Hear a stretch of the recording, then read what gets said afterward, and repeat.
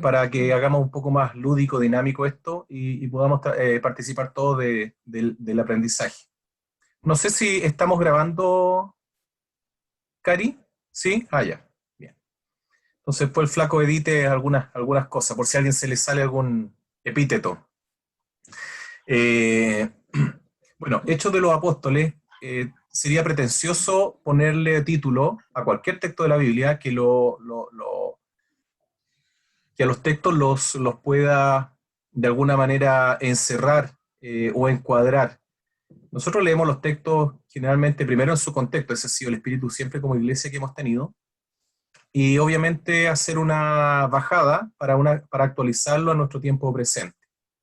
Entonces, lo que vamos a hacer hoy día es continuar con la enseñanza de Jun, que nos hizo en la clase pasada, y mantener en la misma línea de encontrar justamente el propósito que tiene el autor con su obra y con su proyecto, y ver aquellas cosas que llaman la atención respecto, por ejemplo, de las afirmaciones del apóstol Pablo respecto de sí mismo.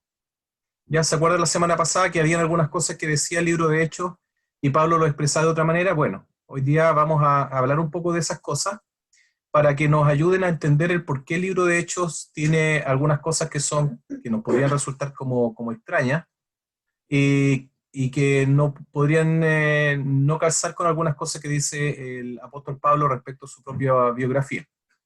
Por lo tanto, vamos a hablar del propósito del texto, entender qué propósito, cómo funciona el texto de Hechos y cómo siendo parte del Evangelio, porque como la segunda parte, el Evangelio nos habla de la obra del Señor Jesucristo desde su nacimiento hasta su muerte y su resurrección, y luego el libro de Hechos narra principalmente la obra del Espíritu Santo, y cómo el Espíritu Santo es de alguna manera esta amalgama que permite que tanto la iglesia de Jerusalén, el ministerio de Jerusalén, dirigido hacia los judíos, converse, dialogue y se mantenga en una unidad con el evangelio hacia los gentiles. Recordemos que los gentiles, uno imagina que son griegos, pero originalmente los primeros creyentes gentiles son los judíos de la diáspora, es decir, son aquellas familias judías que están fuera de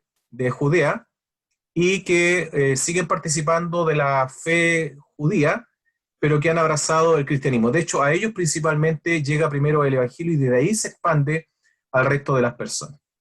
Por lo tanto, lo que vamos a hacer hoy día es una orientación para poder encontrar el propósito del texto. Aquí tenemos dos personajes icónicos de la iglesia primitiva, y claro, tenemos uno con una espada, son los símbolos que la iglesia, la patrística, les dio a cada uno de ellos, y obviamente encontramos aquí, entre comillas, el primer papa, que lo tenemos por lo menos a la mano derecha mía, no sé si se ve a la mano derecha o izquierda en sus pantallas, pero tenemos al que tiene la llave de la iglesia y por diferencia pensamos que él es Pedro.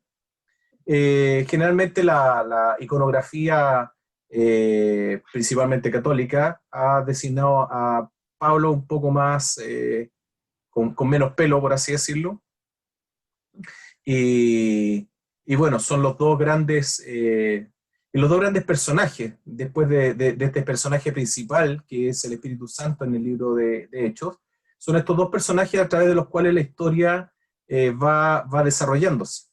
Primero, los primeros, la mitad, y un poco menos de la mitad del capítulo del libro de Hechos, nos narra la obra de la iglesia de Jerusalén, que está, bueno, uno de los principales eh, líderes es Pedro, pero no es el principal líder o el exclusivo líder.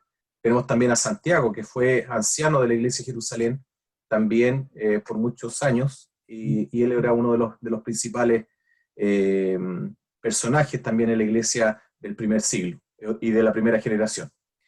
Bueno, estos dos personajes los vamos a ver nosotros, y ya seguramente ustedes se han dado cuenta, que la historia, la narración, gira en torno a estos dos personajes, partiendo, por ejemplo, por Pedro, que tiene una predicación, ¿cierto?, importante. Luego vamos a adentrarnos un poquito en los textos, les invito a que puedan tener su Biblia a mano. y después desde el capítulo 9, 8, 9 en adelante, y después del capítulo 16, vamos a encontrar mucho, que todo gira prácticamente en torno a la vida y obra del apóstol Pablo, hasta llegar al capítulo 28, cuando termina bonito el texto, porque dice, Pablo está predicando, al final de esta exposición vamos encontrando con esos dos versículos del capítulo 28, donde Pablo termina como la historia predicando en Roma sin mayor inconveniente. Bueno, eso nos hace pensar que este escrito fue mucho antes del año 64, que es cuando la tradición nos narra de la muerte trágica del martirio del apóstol Pablo.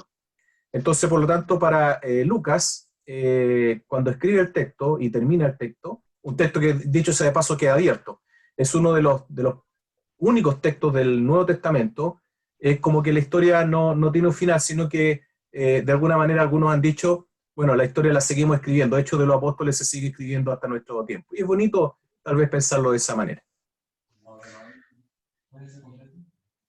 Bien, quisiera comentar un hecho, que es que en el libro de Hechos pasa un acontecimiento que pasa un poco desapercibido en Hechos. ¿Ya? Y es un conflicto un poco extraño. Algo ya Jun lo mencionó, pero quiero a ustedes hacerle pensar. Y pensemos en si nosotros fuéramos Pablo. Si usted fuera el apóstol, ¿cierto? Y estamos trabajando juntos como hermanos, por ejemplo, pensando en el crecimiento de la obra. Estamos en una sesión administrativa. O nos ponemos de acuerdo para el trabajo de la iglesia. ¿Ya? Pensemos nosotros lo siguiente. Hechos capítulo 15, versículo 36 al 41. Dice el texto, después de algunos días, Pablo dijo a Bernabé, volvamos a visitar a los hermanos en todas las ciudades que hemos anunciado la palabra del Señor, para ver cómo están. Y Bernabé quería que llevasen consigo a Juan. Este Juan es Juan Marcos, el mismo autor del Evangelio de Marcos, ¿ya? El que tenía por sobrenombre Marco. Pero a Pablo no le parecía bien llevar consigo al que se había apartado de ellos desde Panfilia. Aparentemente se especula que Marco era un jovencito, y probablemente podríamos especular las razones, ¿no? Él desertó. En algún minuto dijo, no, yo no quiero ir, puede ser, me da miedo, extraño a la familia, no tengo ganas. Piensen, no sabemos bien cuáles son las razones, pero esas razones aparentemente a Pablo le desagradaron. Lo puede haber considerado inmaduro, lo puede haber considerado una apóstata, lo puede haber considerado un carnal, lo puede haber considerado muchas cosas que no sabemos según el relato de Hechos. Pero a Pablo no le parecía bien llevar consigo al que se había apartado de ellos desde Panfilia y no había ido con ellos a la obra. ¿Ya? A lo mejor falta de compromiso, ahí pensemos todas las cosas que de repente pudieron haberle pasado a Pablo. Bueno, y hubo tal desacuerdo entre ellos que se separaron el uno del otro, es decir, Pablo y Bernabé. Bernabé quiso salvar a Marco, de alguna manera considerarlo útil, según lo que dice Hechos. Bernabé, tomando a Marcos, navegó a Chipre, y Pablo, escogiendo a Silas o Silvano, salió encomendado por los hermanos a la gracia del Señor, y pasó por Siria y Sicilia, confirmando a las iglesias. Aquí se produce una separación. Bernabé y Pablo, que habían trabajado juntos, por este desacuerdo que hay en la consideración de Marco, se separan. Una pregunta que uno se hace, ¿daría para tanto una separación de este tipo? ¿Valdría la pena separar la misión y de alguna forma, bueno, no sé si romper relaciones, ¿no? Pero seguir caminos separados, podríamos decir, caprichoso Pablo, falto de misericordia, o a lo mejor otro podría decir, no, pero es que las cosas de Dios son celosas, hay que ser serio en estas cosas. Bueno, ahí podríamos especular varias cosas, pero el hecho es que Bernabé y Pablo, aquí en el capítulo 15, después de haber vivido varias aventuras juntos, deciden separarse por esta problemática. Y eso hace que Pablo se dedique a un ministerio aparte, y de alguna manera Bernabé continúa trabajando con las iglesias de Jerusalén, más asociado hacia la iglesia que tiene un trasfondo más judaico, si queremos. Eso es lo que nos narra Hechos, ¿ya? Y eso, este capítulo nos habla de un capítulo bisagra, si queremos, de un antes y un después. Entonces Pablo de aquí se dedica en adelante a un ministerio bastante independiente, ¿ya? Bueno, Pablo nos menciona un ministerio bastante independiente en sus cartas. Sin embargo, Hechos nos muestra siempre a un Pablo más ligado a, por así decirlo, a la iglesia general, ¿ya? Bien, fíjese lo que dice ahora en Gálatas capítulo 2, versículo 11 al 14, ¿ya? ¿Por qué? Porque por un lado vimos el conflicto desde la perspectiva lucana, desde la perspectiva de Lucas en Hechos, y ahora vamos a ver qué es lo que piensa Pablo de lo que pasó, ¿ya?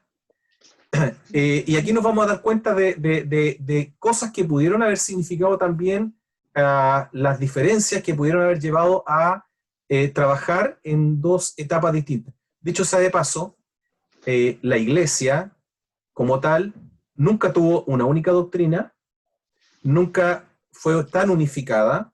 A veces tenemos una mirada romántica, ¿cierto?, de la iglesia primitiva, pero lo que la historia nos cuenta y el mismo registro bíblico nos presenta es que habían diferencias desde el punto de vista doctrinal, desde el punto de vista de las formas, desde el punto de vista de la institucionalización.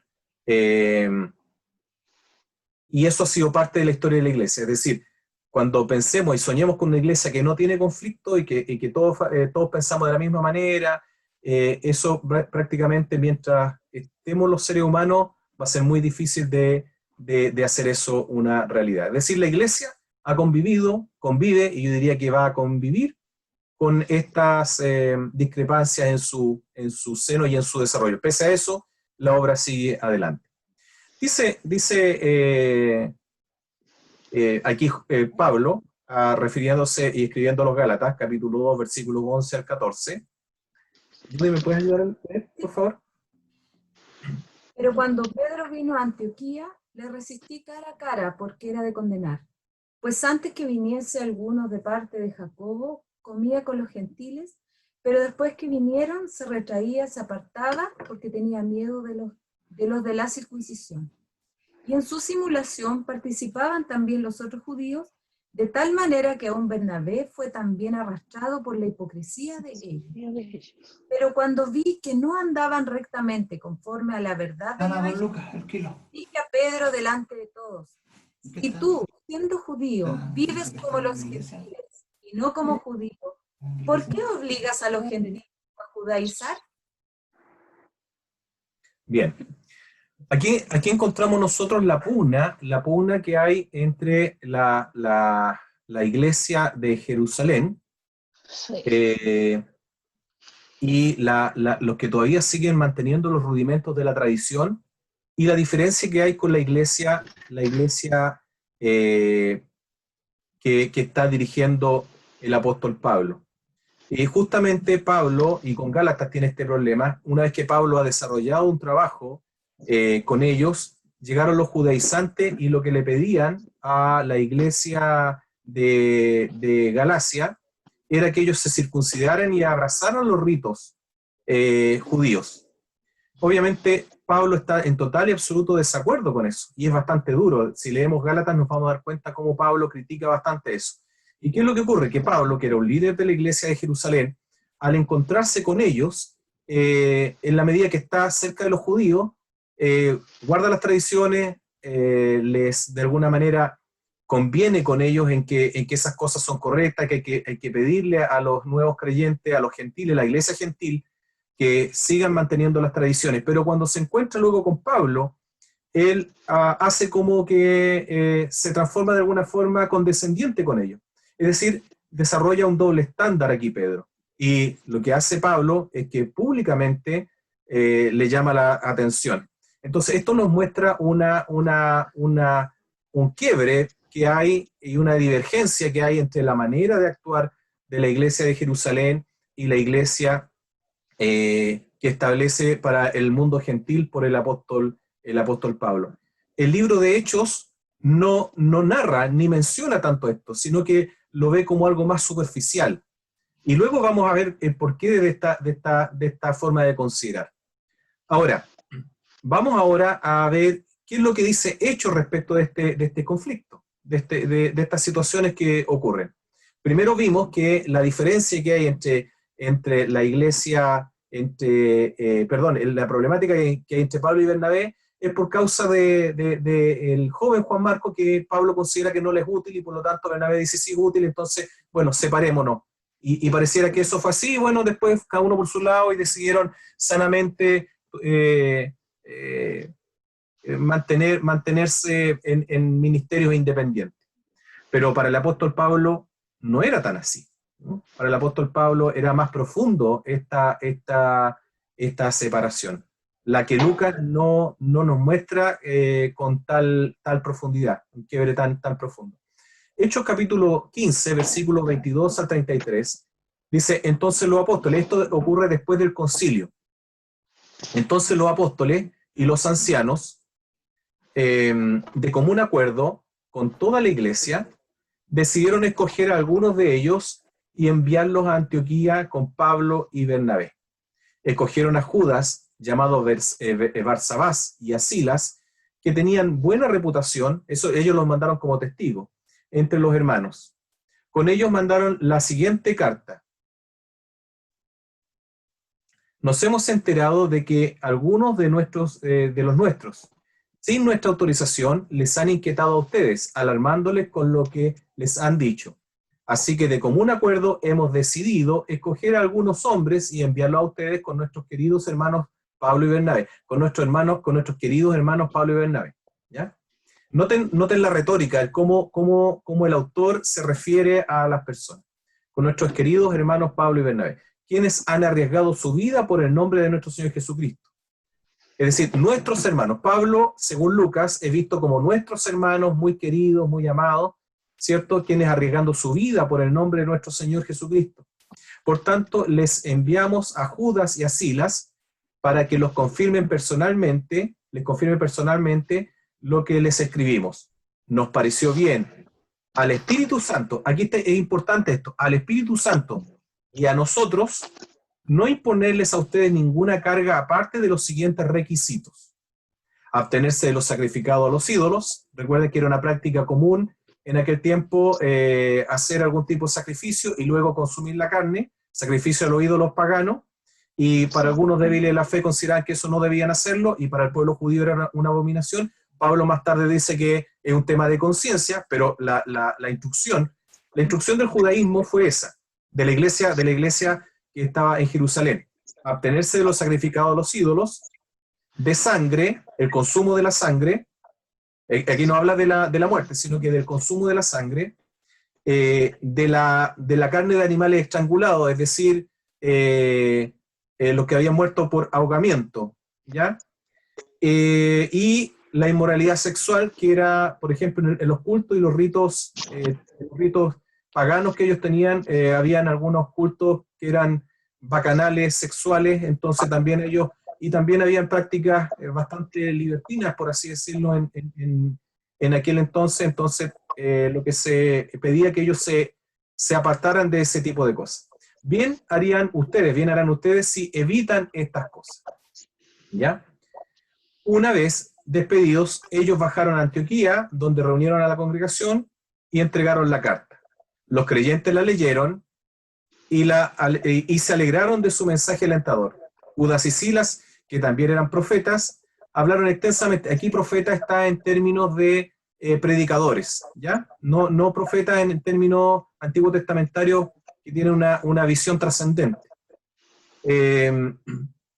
Hablaron extensamente para animarlos y fortalecerlos.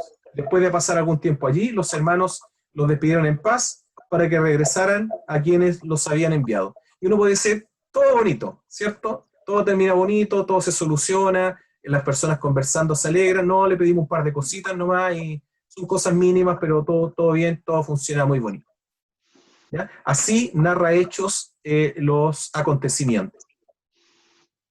Ahora, veamos qué es lo que opina Pablo de este suceso, ¿ya?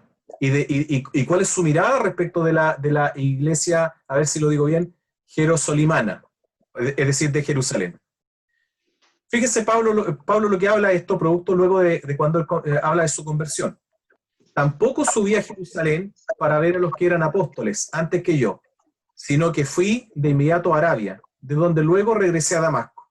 Después de 3 años, subí a Jerusalén para visitar a Pedro y me quedé con él 15 días. ¿Ya? Pongan atención a esto. 15 días estuve con Pedro. No vi a ningún otro de los apóstoles. Solo vi a Jacobo, el hermano del Señor. Es decir, Jacobo, el hermano de Jesús, que era anciano de la iglesia de Jerusalén.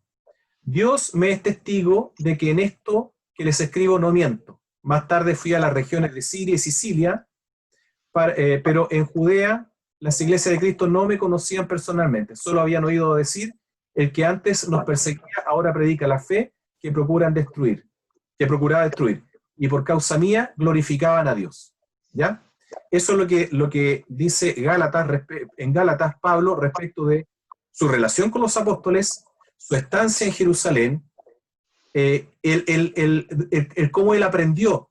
Él atribuye que el conocimiento que él tiene de la fe en Jesucristo le ha venido directamente desde el Señor, y poca influencia han tenido en él los apóstoles, los apóstoles de Jesucristo. Pero fíjese lo que dice Hechos. Hechos capítulo 9, versículo 26. Cuando llegó a Jerusalén, trataba de juntarse con los discípulos. ¿Ya? Es decir, aquí Pablo lo menciona como alguien que es discípulo de los discípulos, por así decirlo. Él trataba de juntarse con los discípulos, pero todos tenían miedo de él porque no creían que de veras fuera discípulo. Entonces Bernabé lo tomó a su cargo y lo llevó a los apóstoles. Saulo le describió en detalle cómo en el camino había visto al Señor, el cual le había hablado, y cómo en Damasco había predicado con libertad en el nombre de Jesús. Así que se quedó con ellos y andaba por todas partes en Jerusalén, hablando abiertamente en el nombre del Señor. Conversaba y discutía con los judíos de habla griega, pero ellos se proponían eliminarlo. Cuando se enteraron de ello los hermanos, se lo llevaron a Cesarea y de allí lo mandaron a Tarso. Mientras tanto, la iglesia disfrutaba de paz a la vez que se consolidaba en toda Judea, Galilea y Samaria, pues vivían en el temor del Señor, e iba creciendo el número y fortalecida por el Espíritu Santo. Aquí hace ver a Pablo mucho más tiempo con los discípulos. Los hace ver en relación, aprendiendo de ellos, siendo discipulado por ellos, siendo instruido por ellos y participando y trabajando juntos. Y la iglesia siempre mostraba por hecho que crece en armonía, en paz, ¿cierto? Se multiplica.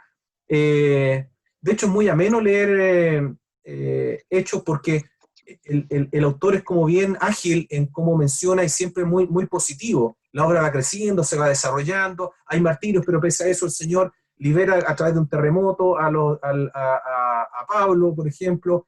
Un ángel toma a Pedro y lo saca desde la cárcel y todos salen y sale y nadie lo ve. Y la iglesia se sigue desarrollando y sigue creciendo y hay armonía y paz. Pero por lo que ustedes se pueden dar cuenta, lo que narra Pablo de su experiencia, hay divergencia, un poco eso, y no es el mismo sentir, por así decirlo. Miren otra opinión de Pablo. 14 años después, subí de nuevo a Jerusalén. Estaba con Bernabé, llevando también a Tito. Dicho sea de paso, aquí hay una cosa interesante.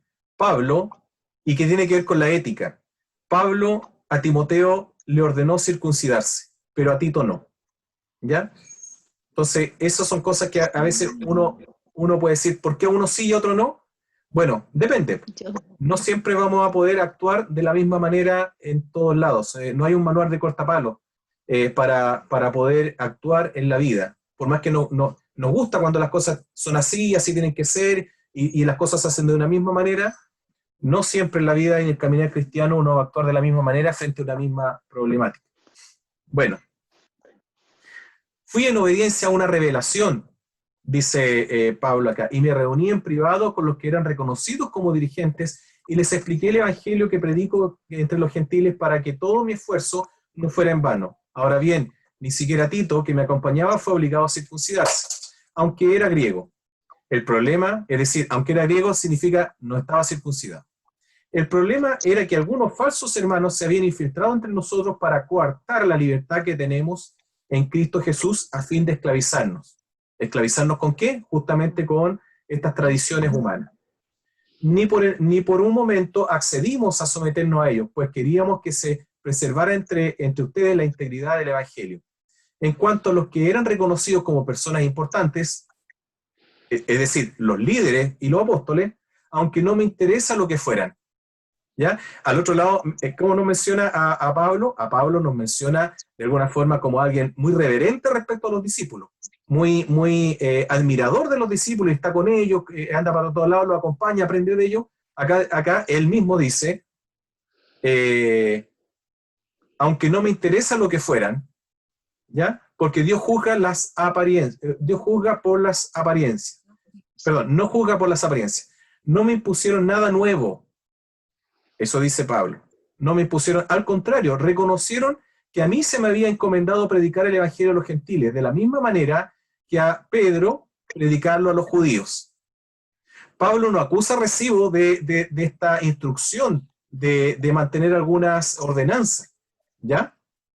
Eso es lo que Pablo dice de sí mismo.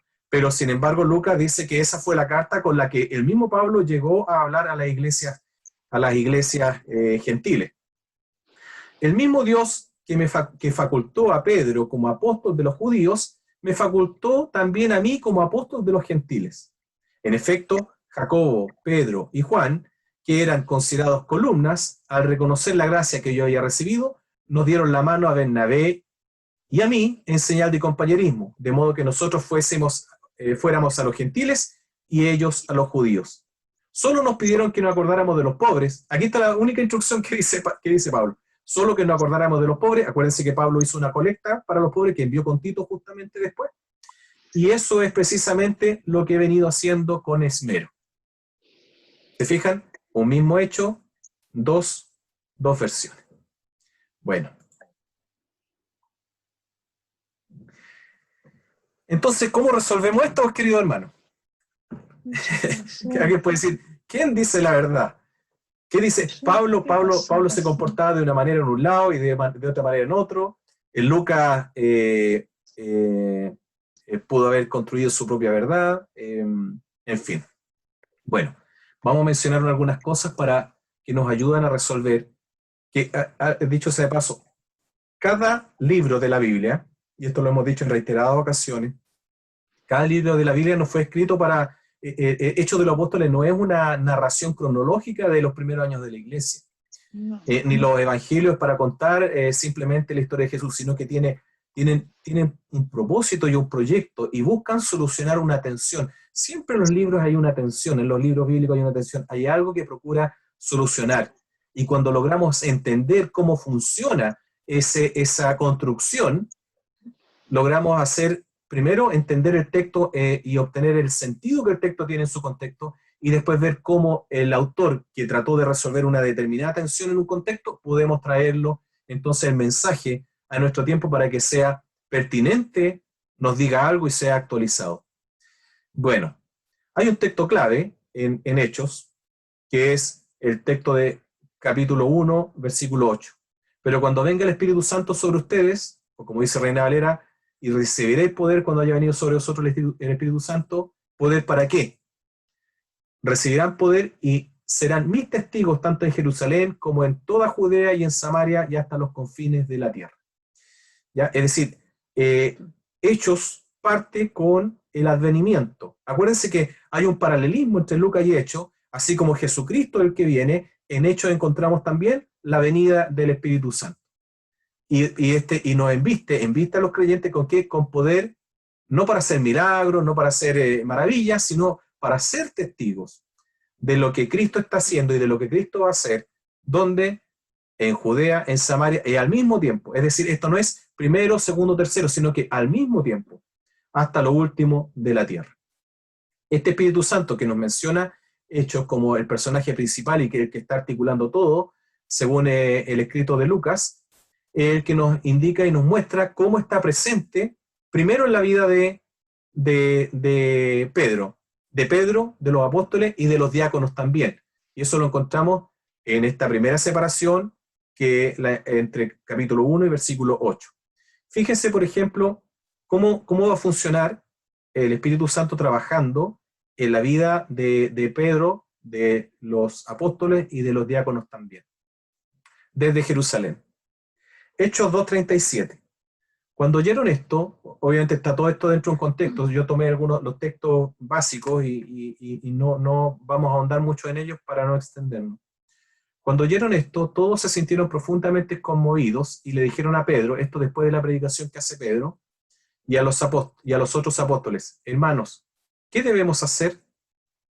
¿Ya? Ellos fueron impactados con el mensaje y el testimonio de Pedro, ¿ya? Y ellos inmediatamente su reacción fue creer y decir, ¿qué es lo que tenemos que hacer? Bueno, él les explica lo que deben recibir a Jesucristo y reconocerlo como tal, le dice Pedro, y el versículo 41 dice, así pues, los que recibieron su mensaje fueron bautizados y aquel día se unieron a la iglesia unas 3.000 personas, ¿ya? Así nos muestra siempre hechos, todo es bonito, es armonioso, produce un efecto, la iglesia va creciendo, se va multiplicando. Y el Espíritu Santo está, en este caso, con Pedro y los apóstoles en el inicio de su ministerio. Luego, en el capítulo 5, nos encontramos por medio de los apóstoles, fíjense lo que pasa, ocurrían muchas señales y prodigios entre el pueblo, y todos los creyentes se reunían de común acuerdo en el pórtico de Salomón, ¿ya? Es decir, ahí estaban frente al templo, ahí estaban ellos alabando, adorando a Dios. Todavía el judaísmo era una secta, el cristianismo era una secta del judaísmo, convivían dentro del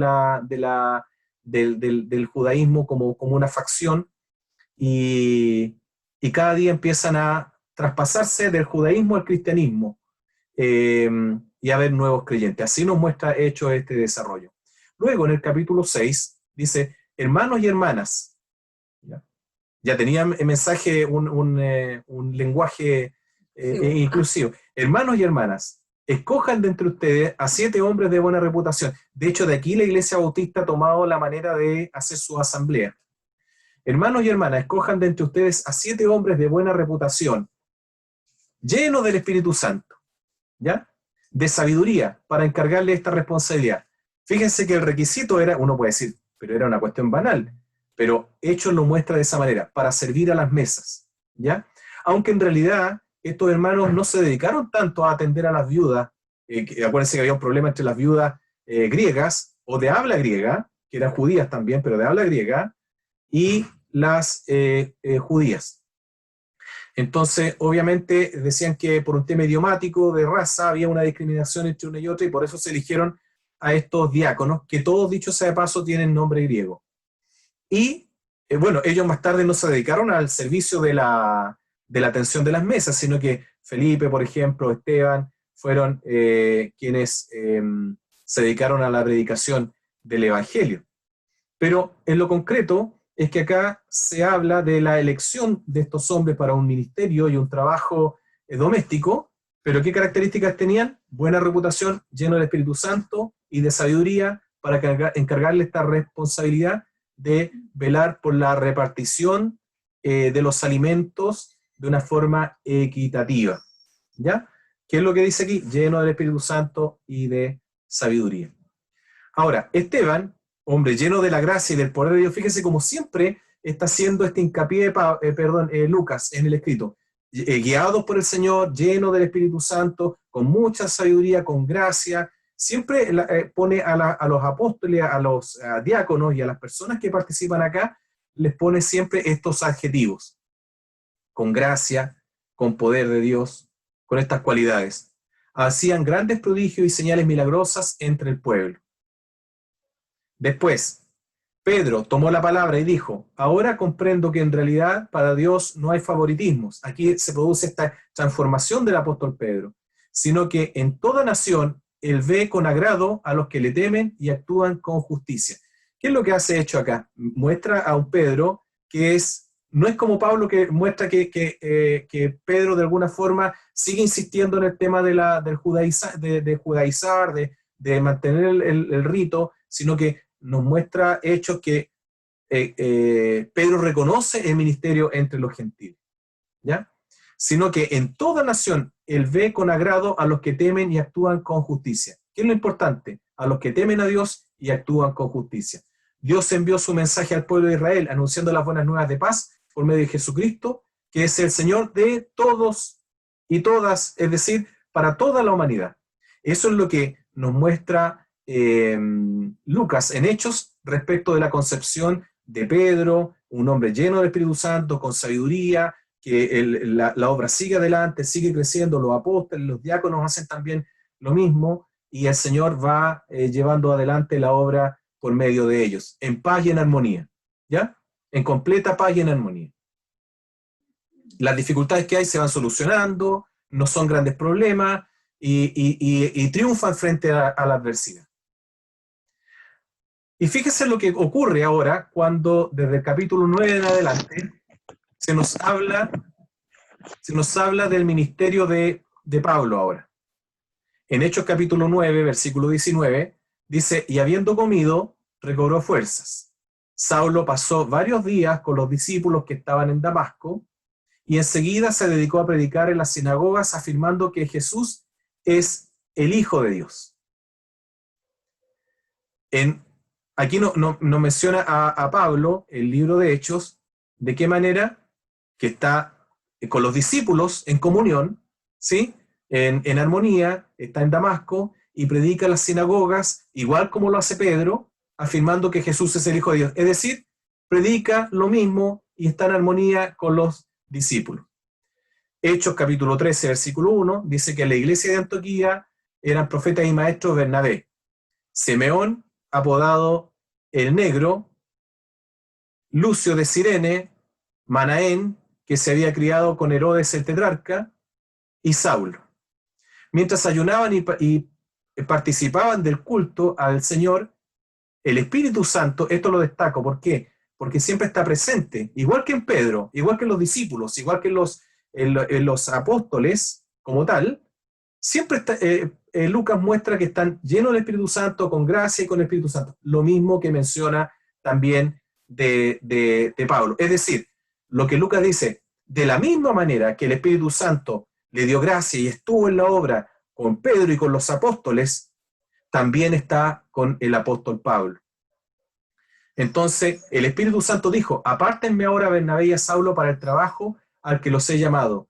Así que después de ayunar, orar e imponerle las manos, los despidieron. Bernabé y Saulo, enviados por el Espíritu Santo. Fíjense nuevamente cómo aparece. Hay una insistencia en esto. El Espíritu Santo está presente, está ahí trabajando, está articulando todo esto. Enviados por el Espíritu Santo, bajaron a Seleucia y allí navegaron a Chipre.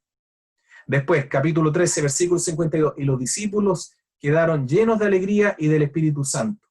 Esto se refiere justamente a Bernabé y Saulo, luego de haber, cuando llegan a Chipre, desarrollan la obra, muchos se convierten, creen, se hacen incluso prodigios y milagros, y ellos, ¿cómo terminan el día? Llenos de gozo, alegría y del Espíritu Santo. ¿Ya? De la misma manera que también pasó con Pedro y pasó con los apóstoles y con los diáconos. En todo caso, capítulo 14 ahora, en todo caso, Pablo y Bernabé pasaron allí bastante tiempo hablando valientemente en el nombre del Señor, quien confirmaba el mensaje de su gracia, haciendo señales y prodigios por medio de ellos. Nuevamente aquí aparece esto. Fíjense que Pablo no hace tanto hincapié en este tipo de cosas. Cuando él habla de su ministerio hacia los corintios, a los gálatas, a Timoteo, Filipenses, etcétera, etcétera, las cartas paulinas, Pablo nunca menciona tanto este tipo de cosas. No digo que no hayan ocurrido, solo que para Pablo no parecieron tan relevantes.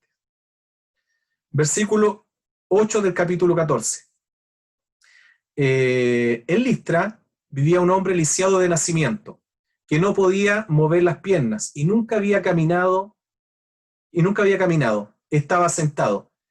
Fíjese, si nosotros vamos al capítulo 3 de Hechos, ¿se acuerda? Subían Pedro y Juan en el templo de la Hermosa y había un hombre que estaba tullido, sentado pidiendo limosna. Y Pedro y Juan le dicen, no tenemos plata ni oro, más lo que tengo que te doy, en el nombre de Jesús de Nazaret, levántate. Y en el momento él se levantó.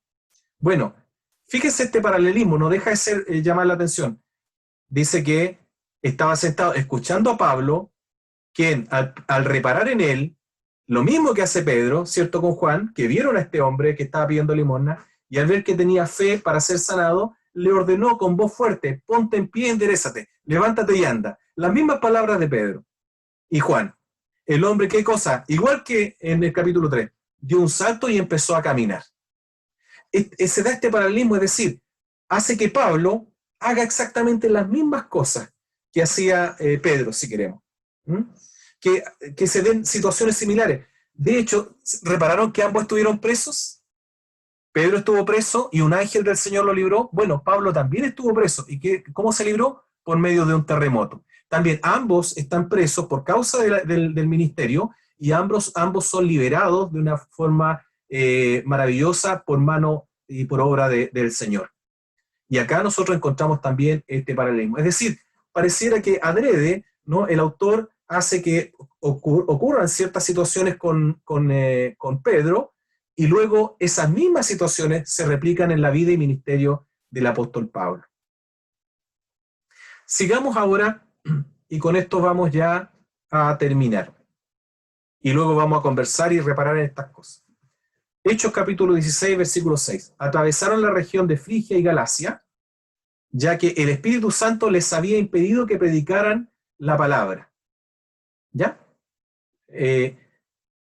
Aquí vemos nosotros como un Pablo no es un hombre testarudo, no es terco, porque uno podría decir Pablo, a ver, si nosotros, de acuerdo a lo que Pablo dice en sus cartas, podríamos hacernos en la imagen de un Pablo duro, de un Pablo que es imprudente en cierto sentido, podríamos hacernos la imagen de un Pablo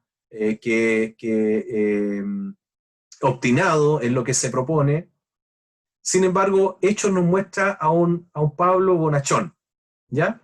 Y a un Pablo que es amoroso, y a un Pablo también que es dirigido y gobernado no por sí mismo, sino que obediente a la voz del Espíritu Santo, ¿ya? Entonces, el Espíritu Santo le había impedido que predicaran la palabra. Aquí me faltó parte del versículo. Luego, en el capítulo 19, dice que Dios hacía milagros extraordinarios por medio de Pablo. Lo mismo que pasaba también con Pedro.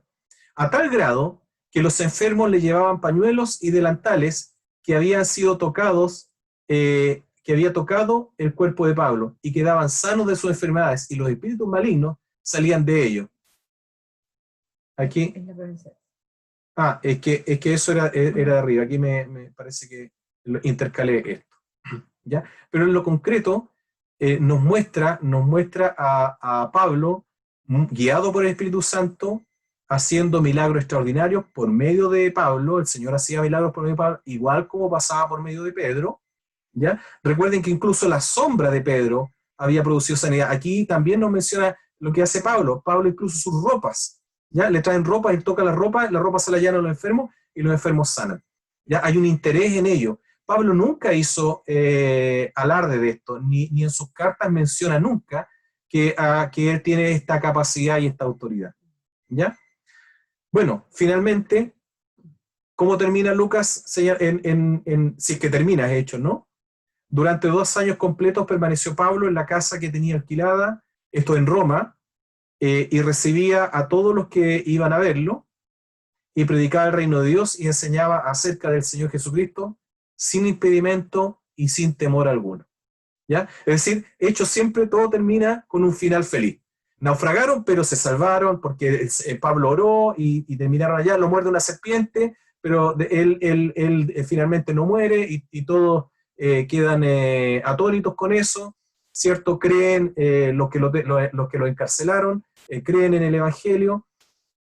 Y no digo que Lucas esté exagerando, o que haya inventado, o haya generado o ha creado situaciones ficticias.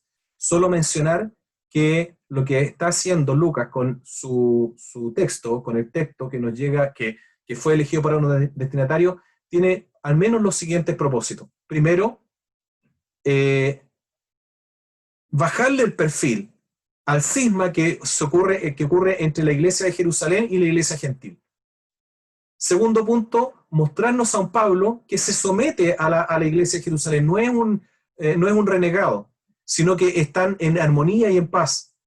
que el ministerio de los gentiles nace desde el judaísmo, es decir, es una derivada, es decir, hay armonía, hay paz en ellos.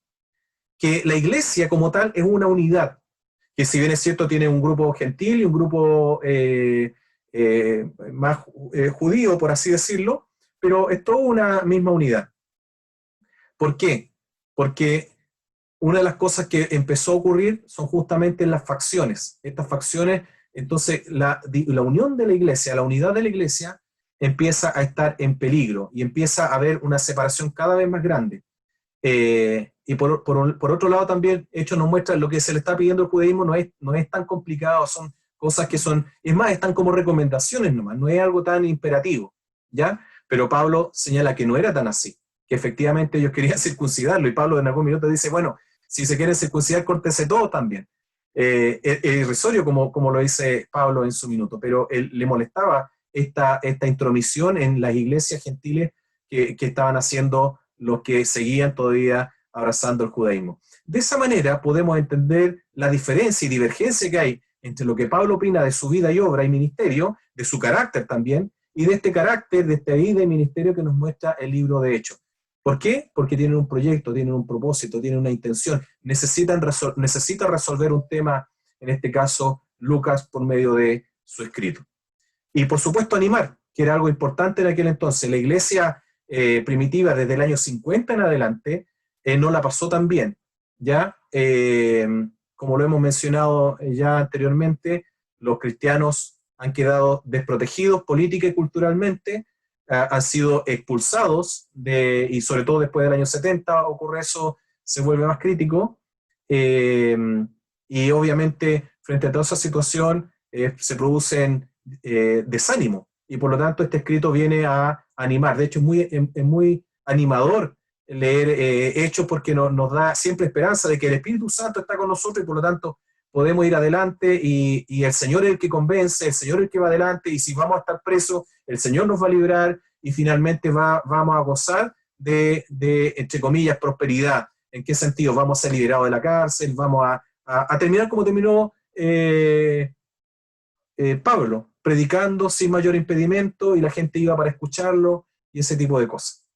Que el Señor les bendiga. Eso es, Karina, lo que quisiera compartir para enriquecer lo que queda de la lectura de Hechos y poder entender algunas cosas que de repente diríamos, aquí alguien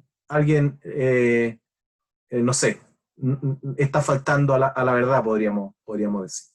Así que ahora, bueno, espero que lo conversado les resulte interesante, novedoso, espero no confundirlo, por supuesto, y son los textos que están ahí, porque lo que hemos hablado no hay invención, solamente ponemos algo de contexto nomás para poder alumbrar estos textos que a veces leemos superficialmente nomás. Gracias, Karina. Pueden encender su micrófono y sus cámaras ahora y conversar un ratito y Eso, dialogar en base a lo que hemos conversado. eso. Gracias, Mauricio. Ahora, preguntas. Yo me quedé con una cosa bien especial, no sabía casi nada de lo que dijiste. O sea, las historias de hecho sí, pero esto que haya una contradicción entre lo que decía Pablo, no sabía mucho de eso, pero me queda una sensación bonita esto del proyecto con el que fue escrito, por el que fue escrito Hechos. Entonces es como buscarle el lado positivo a todo lo que está pasando con una mira hacia adelante, hacia el futuro. Me quedó eso especial. Hermanos, pueden, si quieren, abrir sus micrófonos y cámaras, hacer preguntas o comentarios. Sería ideal. Mirémonos un ratito. Hola, Laurita. Hola, ¿cómo están? Hola. Yo quisiera tener a uno de esos apóstoles hoy día con tanta fe. Eso, estoy sufriendo con un orzuelo, entonces me duele mucho. Y siempre admiro los relatos de Hechos, o sea, admirable la fe, esa fe que uno quisiera tener hoy día, digamos, impresionante, cómo sanaban los enfermos. O sea, de hecho, Bueno, yo que vengo de una iglesia cuando conocí el Evangelio, de hecho la primera vez que fui a la iglesia fui con una prenda de mi padre. Y ahora cuando tú ponías ese versículo, creo que Hechos 19, quizás es una otra interpretación, ¿eh? Pero claro, habían sido prendas que habían sido tocadas por los apóstoles, por Pedro, por Pablo, y lo llevaban a los enfermos y los enfermos sanaban. Entonces no habríamos necesitado de médicos como José Luis. Se hubiera acabado el coronavirus. Claro, con el virus también. Entonces, eso a mí siempre me ha llamado la atención, pero tiene que ver con mi historia, porque yo veía, o sea, vi milagros en mi tiempo, digamos, en una iglesia muy sencilla donde yo conocí el Evangelio, y se hacían unciones con aceite también.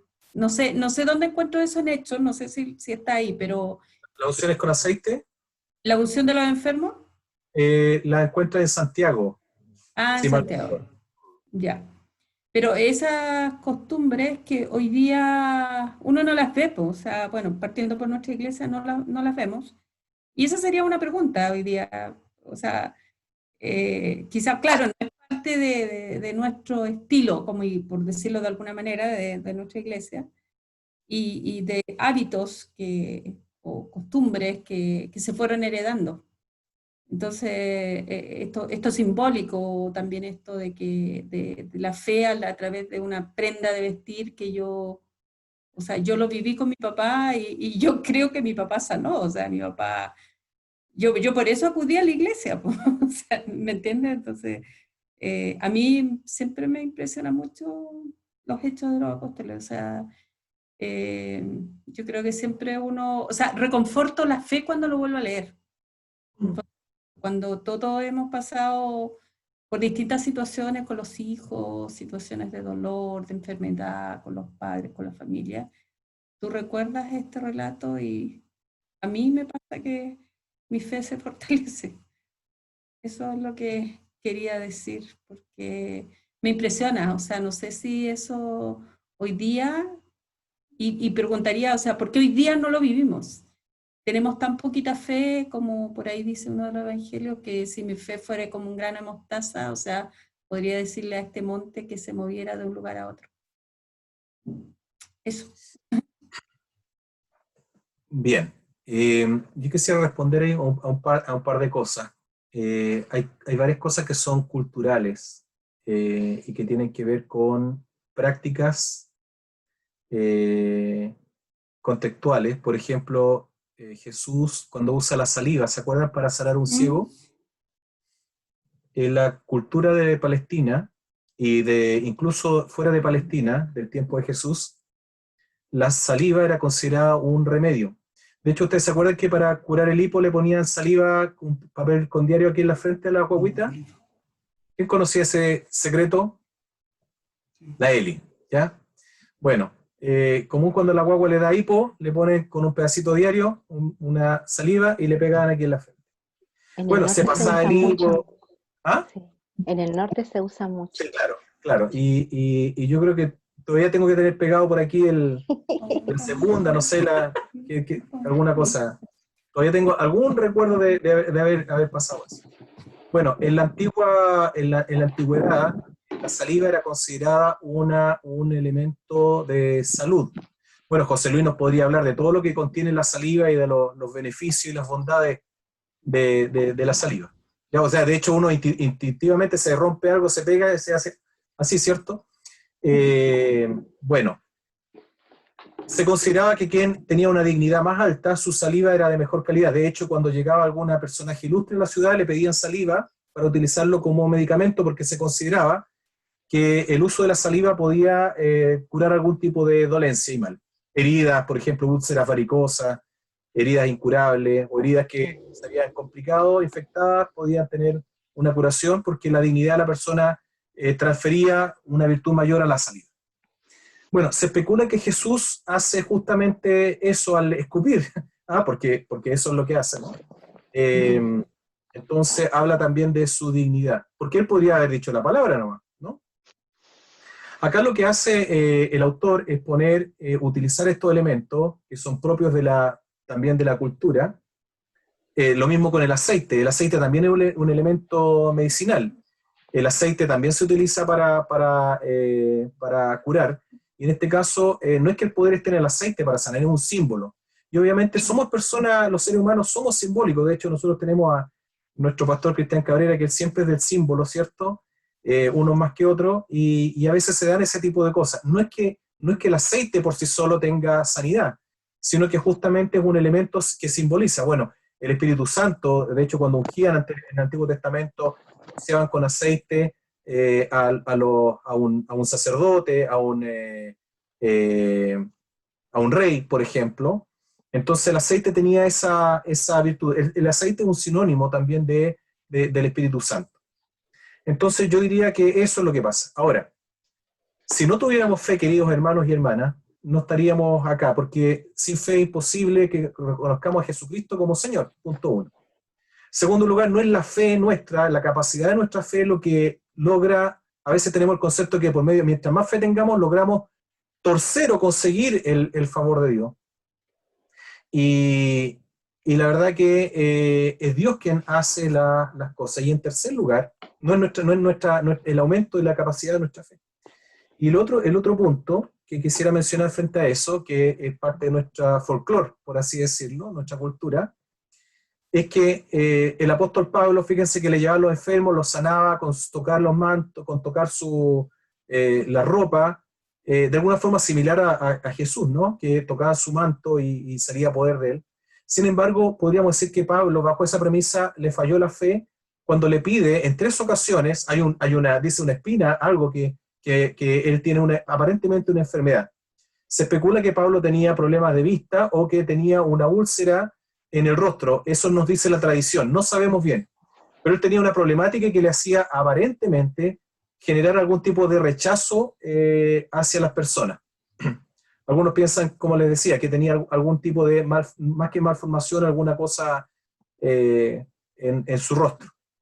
Eso es parte, pero en lo concreto él tenía, dice, un aguijón en la carne. 3 veces le he pedido a Dios que me lo quite y él me ha dicho, bástate de mi gracia porque mi poder se perfecciona en tu debilidad. Entonces, cuando digo soy débil, entonces soy fuerte.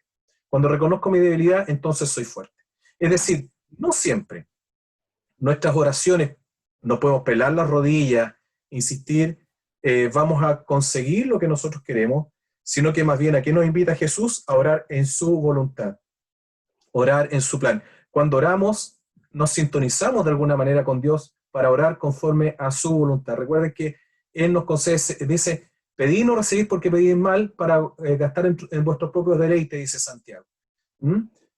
Nuestra oración debe ser una búsqueda de Dios para orar en su plan y en su propósito y en su voluntad. Entonces, no es que no tengamos fe muchas veces, sino que nuestra oración es equivocada. Ahora, algo importante, los milagros, sobre todo en el Evangelio de Juan, los milagros siempre tuvieron un propósito de ser, por un lado, hacer un milagro, pero al mismo tiempo ser una señal de quién es Jesús, de la dignidad de Jesús, respaldar su ministerio. Y de hecho, por ejemplo, el libro de Hebreos dice, no podemos descuidar una salvación tan grande, la cual nos fue anunciada y fue acompañada de muchos prodigios y milagros. Es decir, los milagros y los prodigios tuvieron una finalidad fundacional respecto del ministerio. Y lo último que quiero decir, el milagro más grande que pueden ver y visualizar nuestra vida y experimentar nuestro ser, es que hemos pasado ya de muerte a vida. Eso es más grande que haber resucitado de entre los muertos, más grande que sane uno de nuestros queridos.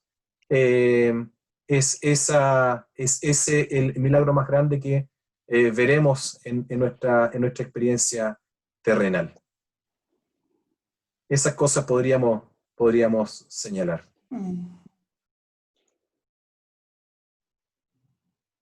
Gracias, Mauricio. Bueno, solamente para cerrar, es que claro, tiene que ver con tus vivencias personales. Aquí está Luis. Tiene que ver con tus vivencias personales.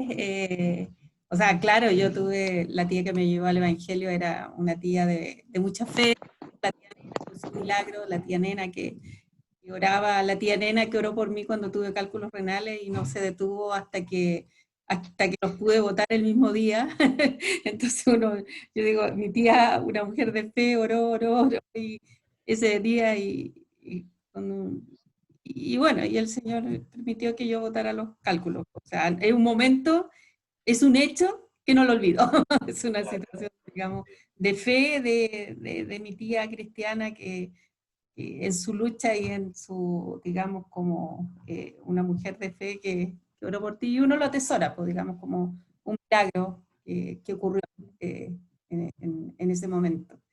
Y también pensando en la saliva, de repente pensaba en estos secretos caseros, yo que he estado sufriendo con este orzuelo, que es primera vez en mi vida que tengo, claro, me dijeron, colócate el potito de una mosca.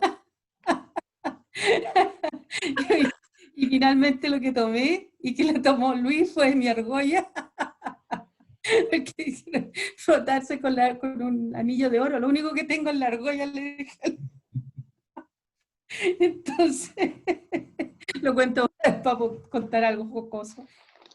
Todo el suelo, pues, entonces ahí empezó. Y bueno, y Luis tomó la argolla y hizo la técnica que decía internet, por ahí yo creo que él la sabía. No, Pero eran, de mi abuela. de la abuela de él. Tradiciones, o Claro. sea, secretos, no sé. Mamá agarraba la mosca, po. Mi mamá agarraba la mosca y te Sí. Es como agarrar la mosca. No, eso sí que no. Bueno, eso era lo que quería comentar. Bien. ¿Qué nos dice Hechos, este enigmático libro con esas cosas que acabamos de ver? ¿Les resultó alguna cosa curiosa? Mauricio, ¿Sí? ¿me escucha? Mira, quería hacer la comparación de lo que he hecho. Habla de cómo Pablo termina alquilando en una casa, predicando con libertad. A lo último que Pablo escribe antes de morir, estando preso en Roma. La segunda carta de Timoteo, dice: procura venir pronto a mí, porque Demas, amando este mundo presente, me ha desamparado y se ha marchado a Tesalónica. Crescente a Galacia y Tito a Dalmacia. Lucas es el único que está conmigo. Toma Marcos y tráelo contigo, porque me es útil para el servicio, pues a Tíquico lo envié a Éfeso. Cuando vengas, trae la capa que dejé con Carpo en Troas. Más encima tenía frío. Sí. Junto con los rollos, especialmente los pergaminos. Alejandro el calderero me ha hecho muchos males. El Señor le pagará conforme a sus obras. Guárdate tú también de él, pues en gran manera se opuso a nuestras palabras. En mi primera defensa, ninguno estuvo a mi lado, sino que todos me desampararon. No les he tomado en cuenta. Pero el Señor me asistió y me fortaleció para que por medio de mí la proclamación fuera cumplida plenamente y lo oyeran todos los gentiles. Y fui librado de la boca del león. Asimismo el Señor me librará de toda obra mala y me preservará para su reino celestial. A Él sea la gloria por los siglos de los siglos. Amén. O sea, en el último momento, las últimas palabras de Pablo es la soledad, la enfermedad, el frío que está pasando y el olor a muerte que se viene, porque para él se está preparado el más allá, que es súper distinto a lo que nos dice Hechos, cómo termina. La otra conclusión que saco, que es súper peligroso hacer una teología sistemática con la estructura mental de Pablo. O sea, qué complejo es sacar, hacer una verdad sistemática de un personaje tan terco, tan ensimismado, pensando que no aprende del otro, sino que él recibe tan Mesías, que él recibe directamente de Dios las verdades y es lo que enseña. Entonces, claro, yo diría, chuta, que para nosotros los evangélicos Pablo es nuestro paladín de lo que creemos y de la teología y de lo que pensamos, pero cuando lo analizo así desde el punto de vista de salud mental, yo digo, wow, qué personaje más peligroso en realidad.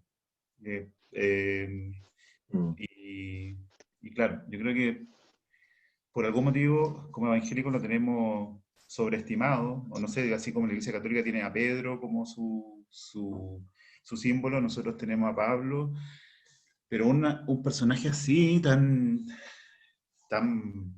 poco conciliador. Yo creo que lo que Pablo escribe son cartas de su encuentro con Dios y su encuentro personal con Dios, y eso es valioso. Pero es su encuentro con Dios en realidad, y que puede ser distinto al mío. A mí yo nunca quedé ciego, ni vi la luz, ni escuché voces. De ahí a pegarse el salto a teologías sistemáticas como las que abrazamos como protestantes, mira, las estoy poniendo en duda luego de echarle una mirada de salud mental a este personaje en Gálatas. Sí. Bueno, eso que dice José Luis, nosotros lo agradecemos y si dentro de todas las, bueno, virtudes y defectos que tiene nuestra iglesia, una de las gracias que estas conversaciones nos hacen, o sea, a José podríamos excomulgarlo si tuviéramos en nuestra iglesia, su atrevimiento, ¿ya? Cierto. Pero justamente saben que, ¿por qué leímos los evangelios? ¿Por qué partimos con esta lectura de evangelio? Porque justamente el calvinismo nos hizo más paulinos que cristianos, ¿se entiende? De hecho, el mundo evangélico, sobre todo el mundo más radical, más fundamentalista, ¿dónde se funda el fundamentalismo? Justamente en Pablo. Y tiene el calvinismo, Romanos, por ejemplo, es su base fundamental. ¿Y qué es lo que va ocurriendo? Que vamos dejando de lado al Jesús del Evangelio. Si el Evangelio está centrado no en Pablo, está centrado en Jesús. Y Pablo, como dice José, claro, nos habla de Jesús y tenemos que encontrar en el mensaje de Jesús, en el mensaje de Pablo, siempre a Jesús, siempre tenemos que encontrarnos con Jesús. Por eso que no hemos vuelto al Evangelio, no hemos vuelto al relato, porque somos cristianos. Y no es que digamos que Pablo está equivocado en lo que escribe. Y ahí yo quisiera tal vez matizar lo que ha dicho José Luis, que tenemos que entender que Pablo de algo se defiende. Es decir, el mismo proyecto que tiene Lucas con Hechos, Pablo también está defendiéndose de algo. También él está luchando contra los gnósticos, contra los que creen que Jesús no resucitó. Lucha contra los judaizantes, lucha con los que lo miran, estamos grabando todavía, ¿no? ¿Sí? Con los que lo miran como carne de cogote.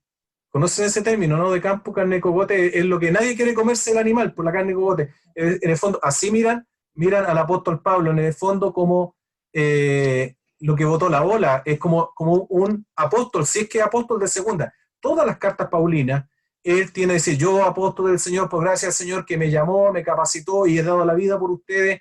Si ustedes leen, por ejemplo, 2 Corintios capítulo 5, si mal no recuerdo, la defensa que hace, y de hecho habla de los superapóstoles, pero no refiriéndose a los apóstoles, sino que hubo otros que se las dieron de apóstoles y andaban comiendo en las casas de los hermanos sin ningún tipo de sufrimiento y engatusando a los hermanos hablando de los ángeles, de visiones, de cosas así.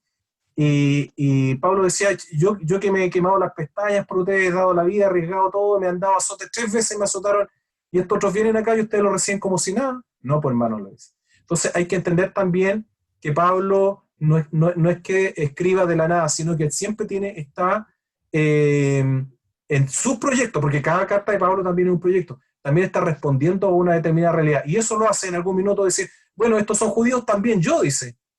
Ellos son fariseos, yo fui fariseo de fariseos. Y así son celosos, yo más. Así Pablo está todo el tiempo argumentando y contraargumentando respecto de la realidad que le tocó vivir. Así que hay que leer a Pablo en su contexto. Y Hechos nos ayuda también a entender. De hecho, Hechos ablanda bastante a Pablo, lo hace, parece que fuera un viejito bonachón. En cambio, Pablo, la imagen que tenemos de Pablo en las mismas cartas paulinas, llegamos a tiritar cuando reta a los corintios, por ejemplo.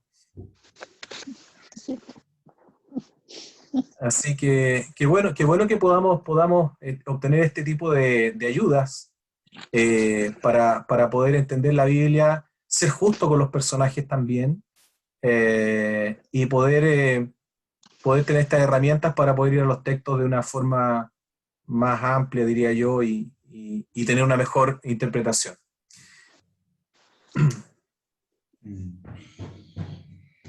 Sí, yo con Pablo la verdad que lo valoro bastante, creo que su relación con Dios y es su forma de cómo Dios se le No, reveló, que es no lo vamos a súper disciplinar, hermano José Luis, no se preocupe, si que no es tiene para qué súper revisar personal su...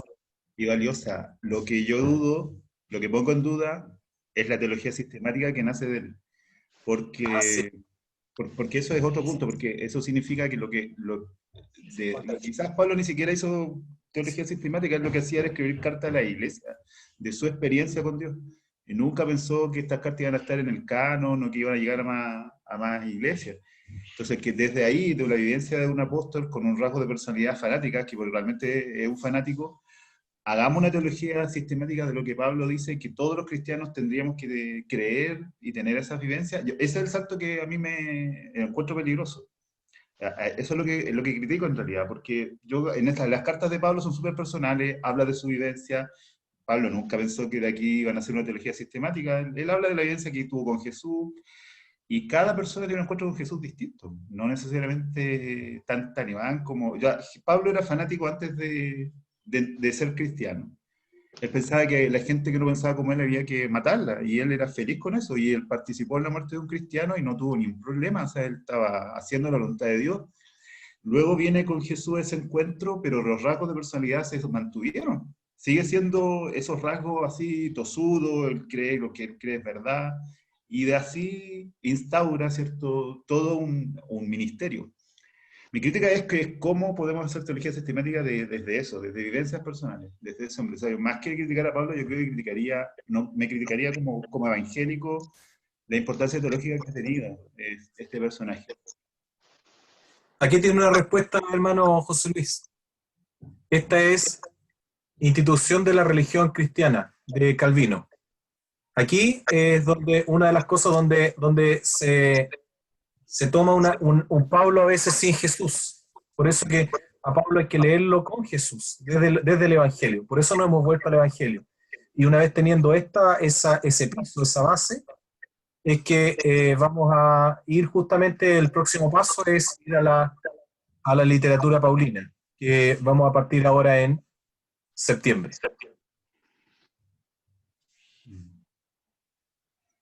Me quedé pegado, parece. Sí. Primera disciplina que tengo del chat. Congelado en Zoom, castigado.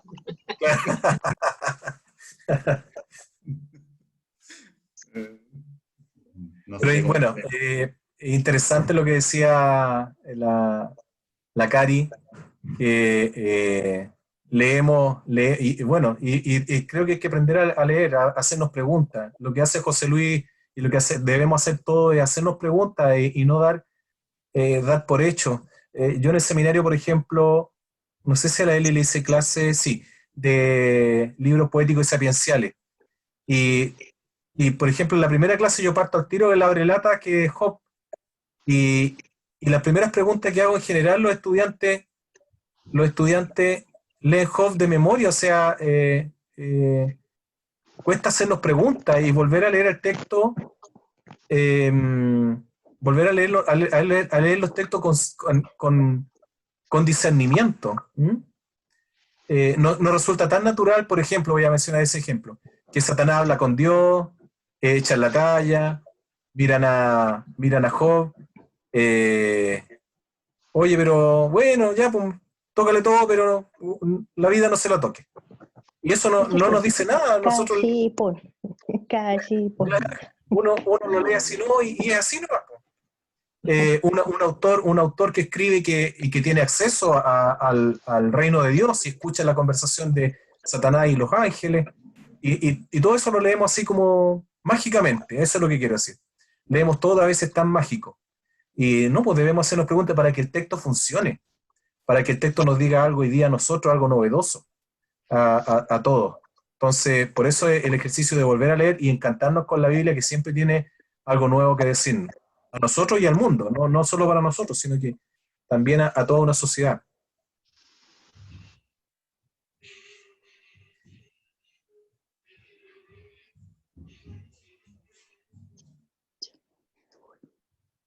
Bueno, Cari, yo no tengo más cosas que aportar. solo agradecer por la linda oportunidad que tengo de reemplazar en parte al maestro Sun Yun. Así que gracias por esta ocasión. Gracias, Mauricio. ¿Alguien iba a hablar? La siguiente reunión debería ser en 2 sábados más, ¿sí? El 5 de septiembre. ¿O no? ¿O la adelantamos y la hacemos la próxima? Veamos la disponibilidad de Jun. Y confirmamos en la semana, que sería como el cierre de la lectura. Y si alguien quiere partir, lo más probable, bueno, tenemos que ponernos de acuerdo, Cari, probablemente con Primera de Tesalonicense, por orden de por más antigüedad. Primer libro del Nuevo Testamento, Primera de Tesalonicense, y comienzo del desarrollo de la teología paulina. ¿Y ese está después de los evangelios, sí o no? Claro, es que terminamos con Hechos. Hechos son los libros Evangelios y Hechos en la primera fase, y luego partiríamos con literatura paulina. Pregunto cronológicamente, Primera Tesalonicenses igual fue escrito después de los evangelios. No, primero que los evangelios. ¿Primero que qué? Primero que los evangelios. Primero que los evangelios.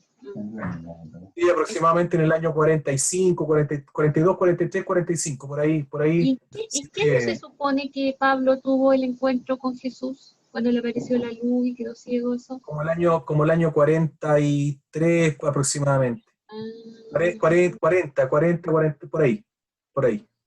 Yeah. Oye, Mauricio, una ¿Sí? pregunta. ¿Existe la posibilidad de que los evangelios sean una respuesta a lo que Pablo está escribiendo para un poco corregir lo perdido que tenía de la mirada de Jesús? Mira. Primero fue Pablo, después fueron los evangelios. Sí, pues primero fue Pablo, después los evangelios. De hecho, se especula que la carta de Santiago responde a Pablo. Por eso la fe sin obra es muerta. ¿Qué pensaron los...? Porque Santiago tiene un trasfondo judío. Santiago habla de la fe sin obra es muerta porque para algunos la interpretación que tuvieron que en el fondo si yo tengo fe, estoy listo, no tengo que hacer nada más. Y el tema de la gracia. Como todo es por gracia, al final no hay mérito. Y no, pues dice Santiago, no, pues si la fe tiene una demostración, una correspondencia en el actuar. Pero eso sería una mala... Eso algunos lo ven así. No sabría decirte, José Luis, no he leído nada que apoye lo que tú estás consultando, pero bien pudiera ser. Bien pudiera ser que los evangelios tengan algún tipo de respuesta a eso. En general, los evangelios responden más a una problemática interna que tuvieron, ¿eh?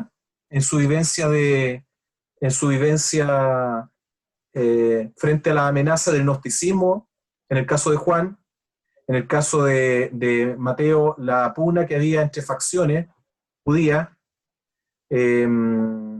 Marco no recuerda en estos minutos cuál era su problemática, aquí estaba apuntando. Y Lucas está dando testimonio al mundo griego-helenista.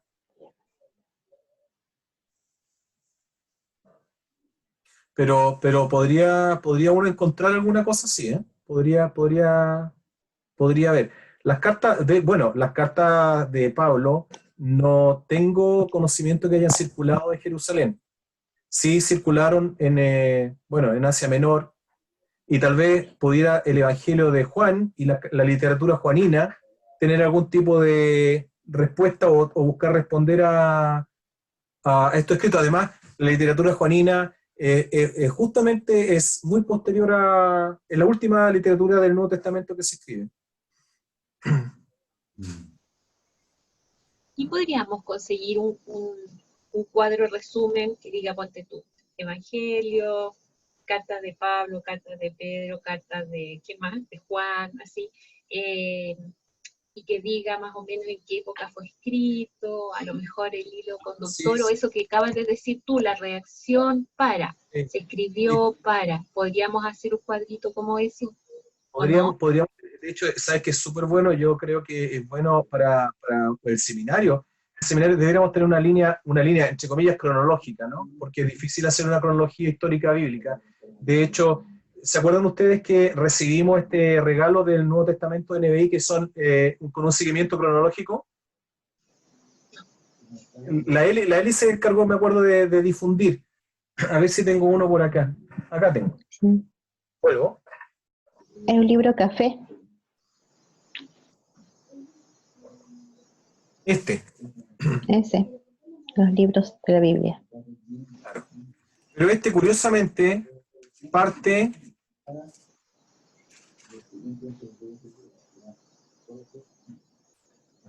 con hechos.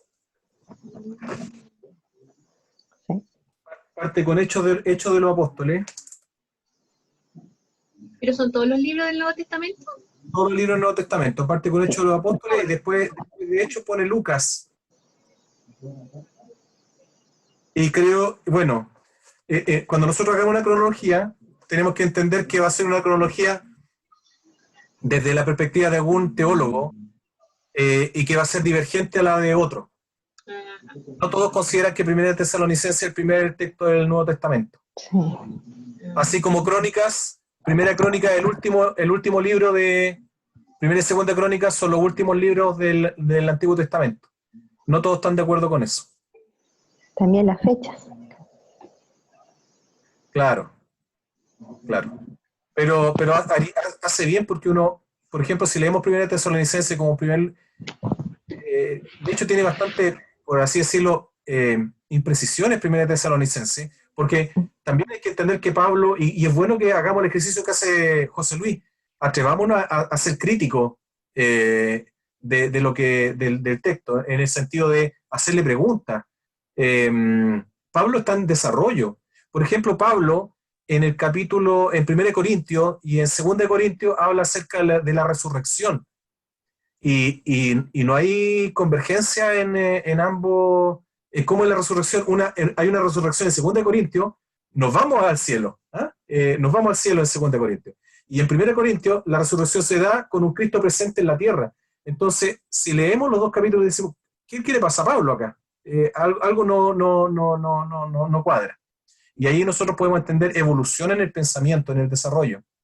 Y eso le ha ocurrido bueno, a los teólogos también. Si nosotros leemos a un Karl Barth, por ejemplo, cuando él tenía, no sé, qué sé yo, 20, 25 años, tenía un pensamiento respecto de la teología y después y era bastante, como Pablo, así, muy fundamentalista. Radical.